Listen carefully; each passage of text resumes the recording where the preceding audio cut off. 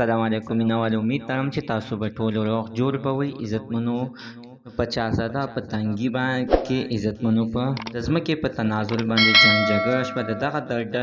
دغه جنګ دوران کې عزتمنو ډزې شولې د دغه د ډزو په دوران کې محمد ایاز او محمد ارشاد خان عزتمنو ولګېدل چې دا عزتمن ایاز خان د ارشاد پلار دی چې ارشاد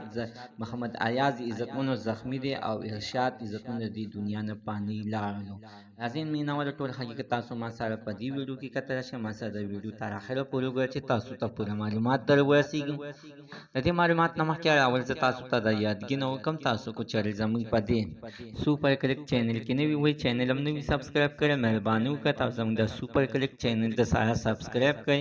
خوا کې سره د ټلۍ نشان وچې هره یوه نوې معلوماتي ویډیو تاسو ته په اسانۍ باندې در ورسیږي عزتمنو نه پوهېږم چې په دې خلکو باندې اخر څه شوي دي چې په یو کړزي باندې عزتمنو خلکه مري کوي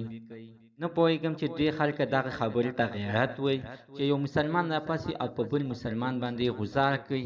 عزتمنو د یو انسان قتل د ټول انسانیت قتل دی څنګه عزتمنو نن په چاسده په تنګي کې دغه واقعه مخې ته راغلې ده چې محمد ارشاد او پلار عزتمنو دواړه روانو او په لار کې په عزتمنو دوی باندې هغه کسانو ډزه وکړه چې کومو کسانو سره عزتمنو د دوی یعنی روغه وه دغه د روغې په دوران کې عزتمنو په دوی باندې ډزې شوې دي دغه د ډزو په دوران کې عزتمنو پلار په لاس باندې لګېدلی د زخمی حالات دی